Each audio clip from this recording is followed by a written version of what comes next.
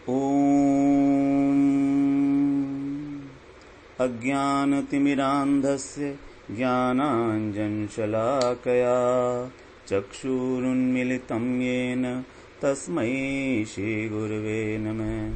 वाञ्छाकल्पतरुभ्यश्च कृपासिन्धुभ्यैव च पतितानां पावनेभ्यो वैष्णवेभ्यो नमो नमः।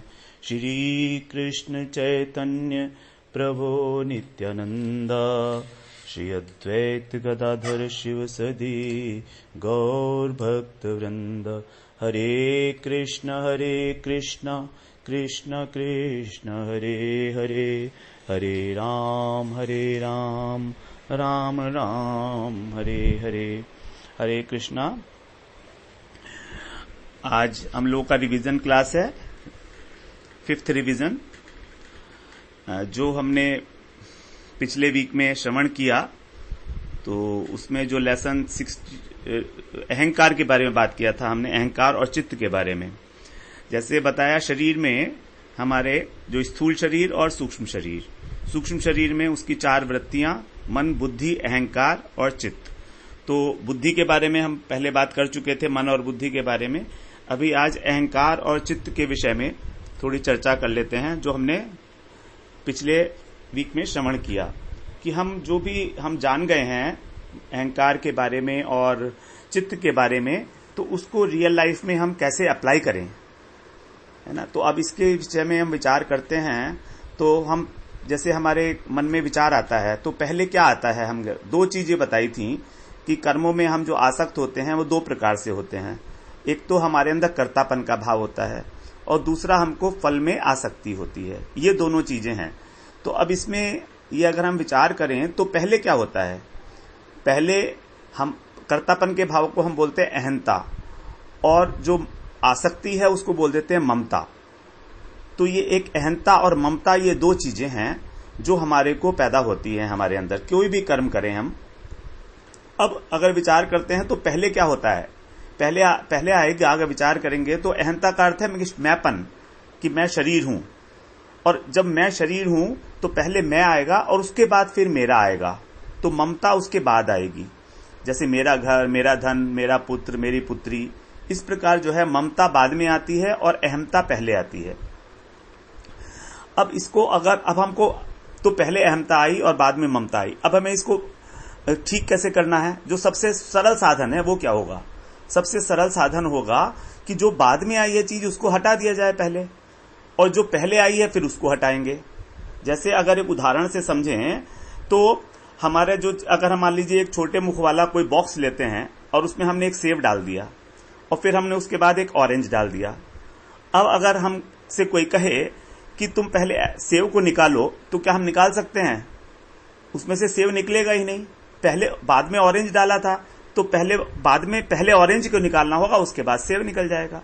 तो उसी प्रकार से ही अगर हम ममता को अगर हम थोड़ा सा मैनेज कर लें तो अहंता अपने आप मैनेज हो जाएगी, है ना। तो यही हमारा एक आसान सा तरीका होगा। लेकिन अगर हम एप्पल को पहले निकालना चाह रहे हैं तो क्या करना पड़ेगा, उस बॉक्स को तोड़ना पड़ेगा।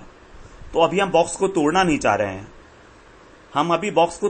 रहे हैं, बॉक्स हमारा एज इट इज रहे और उसमें से एप्पल निकल आए तो पहले ऑरेंज निकलेगा। इसी प्रकार से हमको काम करना है अपनी ममता के ऊपर पहले, कि ममता हमारे अंदर आई है तो क्यों आई है और कहां पर है और इसका करना क्या है हमको।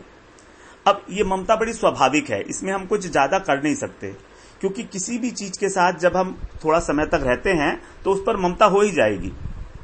ममता होती कहां पर है, ममता होती है मन में, और अहंता कहां होती है, ये होती है अहंकार में। अब दोनों की चित्त उसकी अंतःकरण की वृत्तियां हैं। अब मन की जो ममता है वो दिखाई देती है, उसको हम देख सकते हैं लक्षण से। अगर हमें किसी वस्तु के प्रति ममता है तो हमारा व्यवहार उसके प्रति अलग होगा, तो वो दिखाई देती है। लेकिन अहंता जो है वो सूक्ष्म है और वो दिखाई नहीं देती है। हमारी शरीर के प्रति जो अहंता है, मैंपन है, ये दिखाई नहीं देता, अहंकार दिखाई नहीं देता है, ममता दिखाई दे जाती है। तो इस प्रकार से हम काम कर सकते हैं ममता के ऊपर ही, क्योंकि वो हमारे ज्यादा हमको क्लियरली दिख रही है। और अहंता तो दिख ही नहीं रही है अभी हमको। हम तो ये सोच ही नहीं रहे हैं कि हम कर्तापन का भाव तो ऑटोमेटिक है हमारे अंदर। ऐसा हो गया है कि हमने उसको अपना स्वभाव ही मान लिया है कि हम वही हैं, मैं पुरुष हूं। ये तो बहुत बड़ा भाव है, और ये मेरा घर है, ये बाद में उठा है। तो जो ममता है उसको पहले से काम करने के लिए उसमें हम क्या करें? तो तुलसीदास जी ने एक बड़ी अच्छी बात बताई है रामचरितमानस में। तो वो क्या बोलते हैं? जननी जनक बंधु सुत दारा, तनु धनु भवन सुहृद परिवारा, सबके ममता ताग बटोरी, मम पद मन ही बांधी बरी डोरी। ममता को खत्म नहीं कर सकते हम लोग, क्योंकि ममता मन का स्वभाव है, आसक्ति है। चेतन जो धर्म है आत्मा का, इच्छा शक्ति, तो वो इच्छा शक्ति तो होगी ही होगी। तो इसलिए तुलसीदास जी बता रहे हैं ममता हमारी कहां कहां होती है? जननी, जनक, पिता में, माता में, बंधु में, भाइयों में, सुत में, पुत्र में और पत्नी में। उसके बाद ये तो हमारे हो गए जो देह से संबंधित वस्तुएं हैं। फिर तनु धनु भवन, कि तन में होती है अपने शरीर में, और धन में होती है, और भवन में अपना जो घर होता है। सुहृद परिवार, अपने परिवार में और जितने भी अपने सुहृद लोग हैं, वो कह रहे हैं सबकी ममता को बटोर लो, और फिर उसको जबरदस्ती बांधी बरी डोरी। बरी का मतलब जबरदस्ती उसको उठा के मेरे पद में, मेरे चरणों में बांध दो। भगवान कह रहे हैं रामचरितमानस में कि सबको ममता को उठा के मेरे चरणों में डाल दो। भगवान ने बिल्कुल नहीं कहा कि ममता को खत्म करो, क्योंकि ममता आसक्ति का ही एक स्वरूप है, और आसक्ति हमारी आत्मा की वृत्ति है। आसक्ति हमारी आत्मा में इनबिल्ट है, उसको हम अलग नहीं कर सकते, क्योंकि वो उसका लक्षण है। आत्मा का लक्षण बताया था ना, चेतन तत्व, अनुभव शक्ति, इच्छा शक्ति और क्रिया शक्ति। ये अनुभव कहां होता है? अनुभव कहां होता है? अनुभव होता है हृदय में, क्योंकि हृदय जो है भावों का आधार है। अनुभव का मतलब होता है कि जब भाव उठते हैं हृदय में, तो उसका जो अनु का मतलब जो उसके बाद में जो उसको फॉलो करते हैं, जो भाव को फॉलो करता है, उसको बोलते हैं अनुभव। तो ये अनुभव हृदय में उठते हैं, चित्त में उठते हैं, और चित्त जो है वो आत्मा के सबसे करीब है, सबसे नजदीक में है। तो वहीं पर सबसे पहले उसका ये रिफ्लेक्शन होता है, और उस अनुभव शक्ति हमारी हमको अपने हृदय के अंदर महसूस होती है। उसके बाद फिर वो मन पर ट्रांसफर होता है। अब अनुभव हो गया हमको कि हमारा घर है, तो फिर इच्छा हुई कि मैं इस घर को इतना बड़ा कर लूं, इतना इस तरह से इसको सजा लूं। तो ये मन का काम है, तो मन कर रहा है इच्छा, और क्रिया शक्ति फिर वो क्रिया पर आ जाता है, ट्रांसफर हो जाता है। ये अनुभव पहले इच्छा बना, उसके बाद इच्छा से क्रिया शक्ति में आ गया, तो शरीर ने इसको एग्जीक्यूट किया कर्मेंद्रियों के द्वारा। इस प्रकार से सारे गतिविधि हो रही है। अब हमें करना क्या है इसमें कि आत्मा की, जैसे आत्मा की जो तीन चेतन धर्म की तीन शक्तियां हैं, अनुभव शक्ति, इच्छा शक्ति और क्रिया शक्ति। अब हमको क्या करना है? मन के ऊपर काम करना है। क्रिया को तो हम रोक सकते हैं, हम करना चाहें कोई काम ना करें, कोई चाहे। सबसे इंपॉर्टेंट हो जाता है यहां पर मन। मन जो है इच्छा जो कर रही है, जो मन इच्छा कर रहा है, उसी के ऊपर अगर हम लोग थोड़ा सा समझें उसको, तो हमारा काम बन सकता है। तो इसमें क्या होता है कि आत्मा की वृत्ति है सेवा करना। एक बार हमने पहले भी श्रवण किया था कि हमारी जो आत्मा है उसके अंदर सेवा करना उसकी वृत्ति है, चाहे वो किसी की भी सेवा करे। और सब सेवा होती है शरीर से, सेवा करते हैं हम शरीर से। तो जब और ये जो है क्रिया शक्ति है, तो हम शुरू कर रहे हैं क्रिया शक्ति से, हमें पहुंचना है आत्मा पर। तो हम क्या कर रहे हैं? क्रिया शक्ति से शुरू करके शरीर से सेवा करते हैं, तो शरीर हमारा एक्टिवेट हुआ।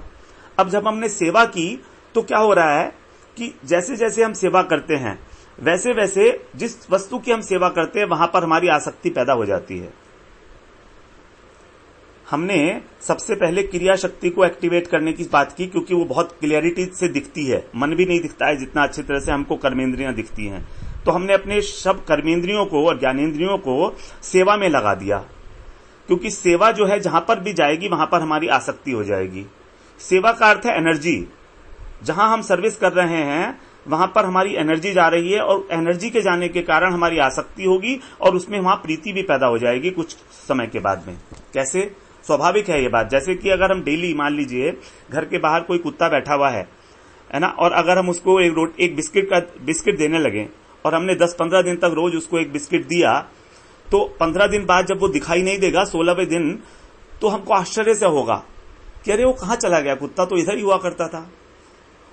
या दूसरी परिस्थिति ऐसी हो सकती है कि अगर हम बाहर निकले और हमने देखा उस कुत्ते को कोई मार रहा है, तो हम एकदम से उसको कुत्ते को बचाने की कोशिश करेंगे। क्यों? क्योंकि 15 दिन तक उसकी सेवा करने के कारण हमारी उसमें आसक्ति हो गई है। इस तरह से हमारी आसक्ति पैदा होती है। तो हम लोग जब उसको लगातार दे रहे हैं, रोटी दे रहे हैं या बिस्किट दे रहे हैं, तो हमारी आसक्ति हो गई। जबकि अगर कोई और कुत्ता है गली का, कहीं आगे बढ़ के किसी और कुत्ते को कोई मार रहा है, तो क्या हम वहां पर रुकेंगे? वहां नहीं रुकेंगे हम, क्योंकि उसमें कुत्ते में आसक्ति नहीं है। तो ये 21 डेज की जो प्रोग्रामिंग है मन की, मन हमारा 21 डेज की स्यूडो प्रोग्रामिंग होती है। अगर हम 21 डेज तक कोई चीज भी लगातार एक नियत समय पे नियम पूर्वक फॉलो करें, तो हमारी उसको आदत में आ जाती है, वो स्वाभाविक हो जाती है हमारे अंदर। और इसी बात का फायदा उठाकर टेलीविजन वाले एक प्रोडक्ट का एडवर्टीजमेंट करते हैं, लगातार वही शब्द, वही साबुन बेचते हैं, वो वही साबुन का एडवर्टीजमेंट करते हैं उसी टोन के अंदर, और वो टोन हमारे हृदय में बैठ जाती है और हम जाके दुकान में वही साबुन ले आते हैं 1 महीने बाद। तो यही है वो कंसेप्ट मन की। तो यहां पर भी हम मन को ऐसे लगाम में डाल रहे हैं। तो मन की आसक्ति हम डाल रहे हैं सेवा करके। अब सेवा करनी होगी किसकी? भगवान की सेवा शुरू कर दें। अभी तक हम क्या कर रहे हैं? संसार की सेवा कर रहे हैं, माया की सेवा कर रहे हैं, उसके अंदर हमारी आसक्ति है। अब उसको हम खत्म तो नहीं कर सकते। तो क्या कहा तुलसीदास जी ने कि सबकी आसक्ति को बटोर कर तुम भगवान के चरणों में डाल दो। भगवान के चरणों में डाल दोगे तो वही भक्ति हो जाएगी। भक्ति शब्द की हमने व्याख्या पहले अभी की थी कि भक्ति शब्द बनाया भज धातु से, और भज का अर्थ है, उसमें बताया है भज का अर्थ होता है सेवा। भज इतिएष वै धातु सेवायाम परिकीर्तित है, तस्मात् सेवा बुधई प्रोक्ता भक्ति साधन भूयसी। कि भज दो धातु है, उसका अर्थ है सेवा। इसीलिए जो बुद्धिमान लोग हैं उन्होंने भक्ति को सेवा ही कहा है। और यही सबसे बड़ा, सबसे भूयसी माने सबसे महत्व, सबसे सर्वश्रेष्ठ साधन एकमात्र भक्ति ही है। ज्ञानी लोग, योगी लोग आसक्ति को खत्म करने की कोशिश करते हैं, लेकिन किसी न किसी क्षण में जीवन के किसी कोने, किसी मोड़ पर उनकी आसक्ति किसी एक वस्तु में दोबारा से आ जाती है। वो क्योंकि उनके अंदर प्रीति थी इंद्रियों में, विषय के अंदर जो प्रीति थी इंद्रियों की, वो नष्ट नहीं हुई है। उन्होंने विषयों से इंद्रियों को हटा लिया है, लेकिन जैसे ही विषय दोबारा दिखाई देते हैं तो उनकी प्रीति वहां पर दोबारा पैदा हो जाती है। लेकिन भक्त के साथ ऐसा नहीं है। अगर भक्त ने भगवान की सेवा की किसी भी तरीके से, तो उसकी प्रीति वहां पर जाएगी ही जाएगी। क्योंकि यही एक तरीका है जो भगवान ने कहा है, अभ्यास योगेन। मन को कैसे वश में करना है? अभ्यासेन तु कौन्तेय वैराग्येण च गृह्यते। हे कौन्तेय, तुझको अभ्यास योग के द्वारा और वैराग्य के द्वारा ही तो मन को जो है तू समझ सकता है, मन को कंट्रोल में कर सकता है, वश में कर सकता है। इसीलिए हम लोग भी बात कर रहे हैं और फिर आगे बता रहे हैं, 12वें अध्याय में भगवान बता रहे हैं, अभ्यास योगेन ततो माम इच्छाप्तुम धनंजय, कि अगर तू अपने मन को, चित्त को स्थिर नहीं कर सकता है मेरे अंदर, तो कोई बात नहीं है, तू अभ्यास योग के द्वारा मुझको प्राप्त करने की इच्छा मात्र कर। ये 12वें अध्याय का 9वां श्लोक है। तो यहां पर बार बार भगवान अभ्यास के ऊपर बात दे रहे हैं। और अभ्यास क्या है? अभ्यास यही है, भगवान की सेवा। अगर भगवान की सेवा, हम कोई एक पर्टिकुलर छोटी सी सेवा पकड़कर और 1 महीने तक उस सेवा में अपने को लगाते हैं, तो हमें भगवान से प्रीति हो जाएगी, क्योंकि सेवा से प्रीति होगी और फिर भगवान से प्रीति हो गई। भगवान से प्रीति हो गई तो सारा काम ही हो गया। फिर तो सारा काम भगवान खुद ही करने के लिए तैयार है। आगे का आपको कुछ नहीं करना है, हमें कुछ नहीं करना होता फिर। इसीलिए अब सेवा के उपाय क्या है? हमारे पास है क्या सेवा करने के लिए? भगवान ने कितनी फैकल्टीज दी हैं हमारे को सेवा करने के लिए। ग्रॉसली अगर हम देखते हैं तो शरीर दिया है, फिर उससे सूक्ष्म हो जाती है वाणी, और उससे सूक्ष्म है मन। यही 3 साधन है हमारे पास सेवा करने के, चाहे इस जगत में हो चाहे भगवान की हो। हम व्यक्ति की सेवा करते हैं, शरीर से करते हैं, उसकी मालिश कर दिया, उसको दबा दिया, उसको आराम दिया, या हमने उसको वाणी सुनाई, उसको अच्छी बातें बताई, उसको रास्ता दिखाया, और या मन से उसका स्मरण किया हमने अच्छे भाव से। तो वो जो भाव हैं, वो विचार हैं, वो सब उसके अंदर धीरे धीरे चले जाते हैं। इस प्रकार से हम मन से 3 प्रकार से सेवा करते हैं। तो ये स्थूल शरीर की सेवा हो गई और सूक्ष्म शरीर की सेवा हो गई, और बीच में वाणी की भी सेवा हो गई। अब शरीर से सेवा करने का अर्थ क्या हुआ? शरीर से सेवा करने का अर्थ हुआ कि भगवान के मंदिर में जाना, भगवान की परिक्रमा करना, है ना, भगवान का परिक्रमा करना, भगवान के दर्शन करना, भगवान का मंदिर में झाड़ू लगाना, भगवान की जो है दर्शन करना भगवान के, है ना, और भक्तों के दर्शन करना। इस तरह से भगवान से संबंधित जो भी वस्तु हैं उसके हमें दर्शन करना शरीर से, या हाथ से उनकी सेवा करना, उनके लिए प्रसाद बनाना। इस प्रकार से ये शरीर की सेवा हो गई। लेकिन ये शरीर की सेवा भी ठीक है, मगर उससे भी सूक्ष्म सेवा हो जाती है वाणी की सेवा। वाणी की सेवा क्या है? भगवान का कीर्तन करना, भगवान के बारे में बातें करना, उनकी चर्चा करना। भगवान ने कहा है कि जो मेरा कीर्तन करता है यत्न पूर्वक, वो मुझको प्राप्त हो जाता है, सिर्फ मुझको प्राप्त हो जाता है। तो शरीर से हम लोग श्रवण भी करते हैं, कर्णेंद्रिय है ना हमारे शरीर में, तो उससे श्रवण भी करता है। भगवान की कथा श्रवण करना वो शरीर की सेवा में आ जाएगा। तो श्रवण भी एक सेवा हो गई। फिर कीर्तन वो वाणी से होता है, वो भी एक सेवा हो गई। भक्ति के अंग बताए थे ना, नवधा भक्ति, तो उसमें बताया था श्रवण कीर्तन स्मरण। स्मरण होता है मन से, तो ये मन से हो गई। तो शरीर, वाणी और मन तीनों से सेवा हो गई। इस प्रकार श्रवण, कीर्तन और स्मरण से।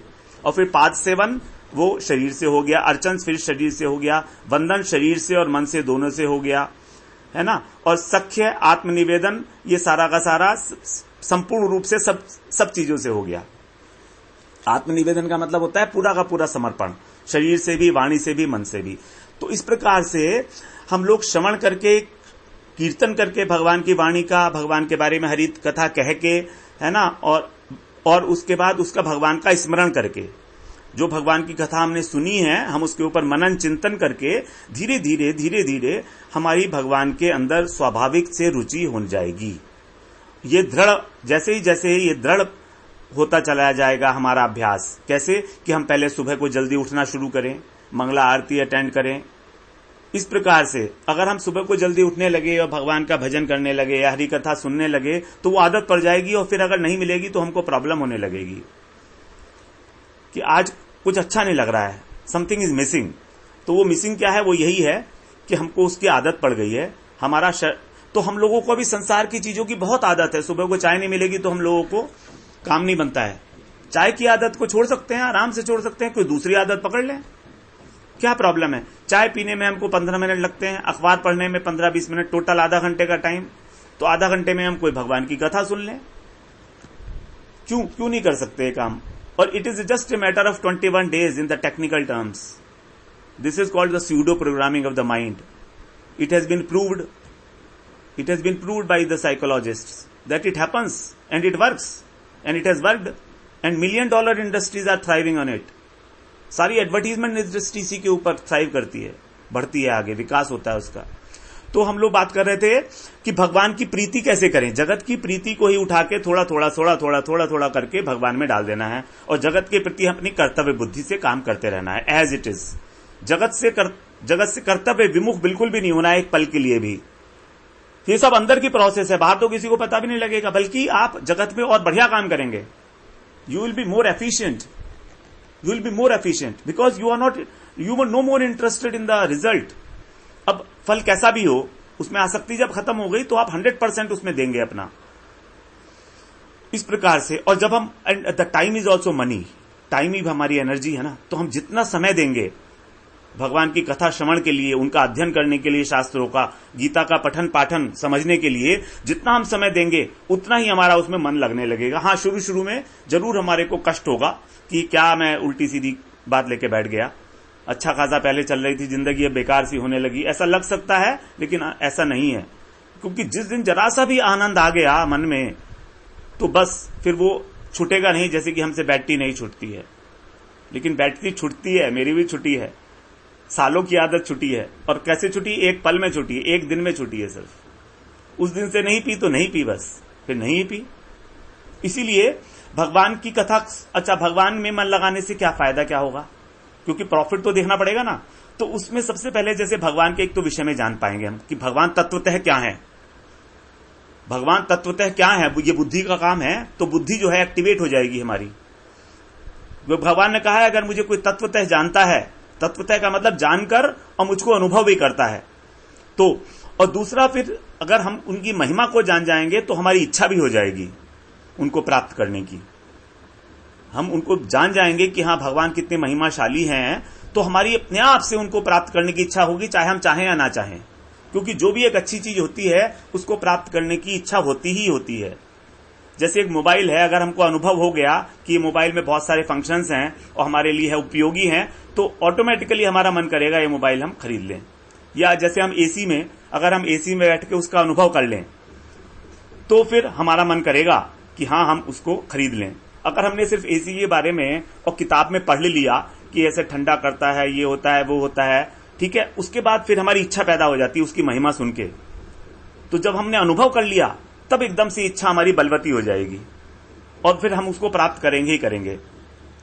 इसीलिए भगवान ने कहा है कि जो मेरे विषय में जानना चाहता है उसकी जरा सी भी जिज्ञासा अगर है तो क्या करते हैं, भगवान कैसे हैं, भगवान तो अंतर्यामी बैठे हैं ना अंदर। ही इज ए अंतर्यामी परमात्मा and he knows my desires. उनको पता है। अब उनको ये पता लग गया कि ये जो दूसरा पक्षी है आत्मा नाम का, जीवात्मा, इसकी मुझ में रुचि होने लगी है। तो फिर वो क्या करते हैं, वो परमात्मा साक्षी भाव से उसके अंदर प्रेरणा करके और उसको सारा का सारा अरेंजमेंट करके दे देते हैं कि किस तरीके से वो अपनी रुचि को और परिवर्धित कर सके। ऐसा वो क्यों करेंगे? क्योंकि भगवान ने कहा है ममैवांशो जीवलोके, जीवभूत सनातन है, कि ये सारा कैसे जितनी जीवात्मा है ये मेरा ही अंश है। भगवान स्वाभाविक रूप से हमसे प्रीति करते हैं। ममैवांशो, मेरा ही अंश है, जीवलोके, इस मृत्यु लोक में सारे के सारे जीव ही मेरा ही अंश है, नित्य अंश है मेरे, हमेशा रहेंगे। और मेरी सेवा करना इनका धर्म है। और जब तक ये मेरी सेवा में प्रवृत्त नहीं होगे इनको शांति नहीं मिलेगी। ये है प्रॉब्लम। और सेवा में प्रवृत्त क्यों नहीं हो रहा है? क्योंकि चित्त में अशुद्धियां हैं, क्योंकि उसमें क्या है, संसार प्रतिबिंबित हो रहा है। आसक्ति हमारी संसार से हो गई है और हमें करनी है भगवान से। तो फिर वो क्या कह रहे हैं, कथा श्रवण से क्या होगा, हरि कथा श्रवण करने से क्या होगा? वो क्या करते हैं, भगवान क्या करते हैं? तो उसमें भागवत में आया, हमने पहले भी शायद ये बात किया था, शृण्वताम स्वकथा कृष्ण पुण्य श्रवण कीर्तन हरद्यंत है स्थो ह्य भद्राणी विधुनोति सुरहसताम। पहले स्कंद में दूसरा अध्याय का 17वां श्लोक भागवत का, वहां बता रहे हैं शृण्वताम स्वकथा कृष्ण, जो भगवान अपूर्ण्य श्रवण कीर्तन, यानी भगवान की जो कथाएं हैं वो बहुत पुण्यशाली हैं, उनका श्रवण और कीर्तन करना बहुत पवित्र करने वाला है। पुण्य का अर्थ है यहाँ पर वो वाला पुण्य नहीं जो दान वगैरह से होता है, दान व्रत तप से जो पुण्य फल मिलता है वो वाला पुण्य नहीं है। ये पुण्य का अर्थ है यहाँ पर पवित्र। तो उनका जो श्रवण और कीर्तन है वो पवित्र करने वाला है, अर्थात हमारे चित्त को शुद्ध करने वाला है। और किसको? शृण्वताम। शृण्वताम का मतलब है जो इच्छा करते हैं, जो इच्छा करते हैं और इच्छा करके फिर मेरा श्रवण कीर्तन करते हैं। स्वकथा, भगवान की कथा, भगवान कह रहे हैं स्वकथा, मेरी कथा। तो वो क्या करते हैं, हृदयंत है स्थो या भद्राणी। हृदयंत है का मतलब है अंतःकरण के जो अंदर स्थित हैं वो हमारे, अब वो हमारे अंतःकरण में स्थित होकर क्या करते हैं, अभद्राणी मतलब हमारे जो अभद्र हैं, अनर्थ हैं, अनर्थ जो हमारे अनर्थ, काम क्रोध लोभ मोह मद मत्सर, और इसके अलावा भी स्वरूप भ्रम और बहुत सारी हमारी कृष्ण से अतिरिक्त जितनी भी कामनाएं वासनाएं हैं, संसार को भोगने की इच्छा है, कर्तापन है, आसक्ति है, ये सब कुछ ये क्या करते हैं, अभद्राणी, ये सब अभद्र हैं। भद्र का मतलब जो शुभ है और अभद्र का मतलब जो अशुभ है। तो हृदय के अंदर स्थित होके वो लिखा हुआ है कि कैसे करते हैं भगवान ये सारा काम। विधुनोति सुहृद सताम। धुनोति का मतलब होता है धोना, जैसे कपड़े धोते हैं ना हम लोग, गंदगी साफ करते हैं उसमें, तो यहां बता रहे हैं विधुनोति का मतलब विशेष रूप से उसको धो देता हूं। क्यों धोता हूं मैं? क्योंकि मैं सुहृद हूं, मैं लोगों का स्वाभाविक रूप से ही मैं उनका हित का चाहने वाला हूं। हमारे सुहृद कौन होते हैं? जो हमारा हित चाहते हैं, कल्याण की कामना करते हैं। तो जैसे हमारे माता पिता हमारे सुहृद हैं, तो सुहृद है सताम का मतलब जिन्होंने सत का आश्रय ले रखा है, सिर्फ उनका। हर एक के नहीं धोते परमात्मा भगवान जो हमारे अंदर बैठे हुए हैं, वो हर एक के नहीं धोते हैं, सबके अंदर बैठे हैं लेकिन धोते नहीं है सबके। धोते किसके हैं? सताम का अर्थ है जिसने सत का आश्रय लिया है। और सत कौन है? सच्चिदानंद विग्रह, सच्चित आनंदमय जिनका विग्रह है, जो सत स्वरूप है। जो नित्य हैं, तो वो है सताम। जिन्होंने सत का आश्रय लिया है वो सताम। तो ऐसे जो भक्त हैं भगवान के, उनके हृदय के जितने भी कालुष्य है, जितना भी कलमश है, वो भगवान स्वयं वहां पर बैठ के धोते हैं। अब भगवान अगर कोई काम करेंगे तो वो 100% बढ़िया करेंगे, 100% होगा वो, और हम तो धो भी नहीं सकते। हजारों हजारों जन्मों तक हमने अपने कुछ छोटे से हम क्रोध को नहीं कंट्रोल कर पाते, छोटा सा, जिसके कारण सारा सर्वनाश होता है। काम, क्रोध, लोभ, मोह, जरा सा लोभ को नहीं संवरण कर पाते, जरा सा लोभ, जरा सा क्रोध भी हम लोग कंट्रोल नहीं कर पा रहे अपना अभी तक, तो और आगे क्या करेंगे हम। तो इसलिए भगवान को ही ये काम करने दो, सबसे बढ़िया है, और हमको कुछ नहीं करना है, श्रवण और कीर्तन करना है और कुछ नहीं करना है। निष्कपट भाव से भगवान की सेवा मानते हुए उसको। हम सोचते हैं हमने कथा सुन ली तो अरे क्या फर्क पड़ता है, इस कान से सुना उस कान से निकाल दिया, ऐसा नहीं है। वो रह गई अंदर, हृदय को छू गई कहीं ना कहीं। हर एक शब्द भगवान से रिलेटेड कहीं ना कहीं हमारे हृदय को, चाहे एक क्षण के लिए ही है, छुएगा जरूर। और अगर उसने छू लिया कहीं पर, तो फिर वो कथा एक कान से सुनकर दूसरे से निकालने वाली बात नहीं हुई है। वो कथा कहीं ना कहीं हमको आगे काम करेगी। अभी हमको समझ में नहीं आ रही है, कोई बात नहीं है, लेकिन जब दोबारा इन्हीं शब्दों को हम सुनेंगे दोबारा से, क्योंकि अभी तो हमारा सारा ये भूमिका चल रही है ना, तो ये सब जब आगे भगवान गीता में बताएंगे ये सारी बातों को बहुत डिटेल में, तो हमको याद आ जाएगा, अरे ये बात तो हमने पहले भी सुनी थी, वही बात है। तो बार बार जब हम उसको कथा को श्रवण करेंगे तो वो हृदय में धारण होनी शुरू हो जाएगी, और इस प्रकार से लगातार धारण होते होते ही भगवान जो है उसको फिर हमारे हृदय को साफ करके, हमारे चित्त का मार्जन करके, हमारी चित्त की बात करनी थी ना हम लोगों को, चित्त का मार्जन कैसे होता है, तो इसका यही एकमात्र तरीका है जो सबसे सरल है। करना कुछ नहीं है ना आंख बंद करनी है, ना सांस रोकनी है, ना तपस्या करनी है, ना जंगलों में जाना है, ना हिमालय में जाना है, ना भूखे रहना है, एसी में बैठ के अच्छा खासा खा पी के सब कुछ श्रद्धा पूर्वक अपने मन से कि हाँ हम जाने कि कौन है भगवान। तो इस प्रकार से अगर हम उनका श्रवण कीर्तन और स्मरण करते हैं तो वो क्या करते हैं, तेषाम सतत युक्तानाम भजताम प्रीति पूर्वकम ददामि बुद्धि योगम तम येन मामुपयांति ते। यहां पर भगवान बता रहे हैं कि क्या है वो, तेषाम सतत युक्तानाम, इस प्रकार जो श्रवण और कीर्तन स्मरण के द्वारा मुझसे सतत रूप से युक्त हो चुके हैं, लगातार मुझसे जुड़े हुए हैं। हम लोग सब किसी ना किसी से जुड़ना चाहते हैं, सब लोग बिना जुड़े अपना अस्तित्व बड़ा अधूरा लगता है, और इस संसार की वस्तु अनित्य है, निश्वर है, उनसे जुड़ के कुछ मिलना नहीं है, सब खत्म हो जाएंगे जितने रिलेशंस हैं एक समय में। आपको जब बाद में लेटे होंगे ना बिस्तर के ऊपर, तो सारे रिश्तेदार भी सामने खड़े होंगे, लेकिन सबसे संबंध टूटा हुआ होगा, जाने वाले हैं इस समय, टूटना ही है संबंध स्वाभाविक रूप से, क्योंकि ये नश्वर संबंध है। लेकिन अगर भगवान से हमने जरा सा भी जोड़ लिया, योग युक्त हो गए हम लोग श्रवण कीर्तन के माध्यम से, गुरु के माध्यम से, तो क्या होता है, तेषाम सतत युक्तानाम भजताम प्रीति पूर्वकम, प्रीति हो जाएगी भगवान से, और फिर तेषाम ददामि बुद्धि योगम तम, उनको भगवान बुद्धि योग देते हैं, अपना प्रेम दे देते हैं, स्वयं भगवान अपना प्रेम दे देते हैं उनको।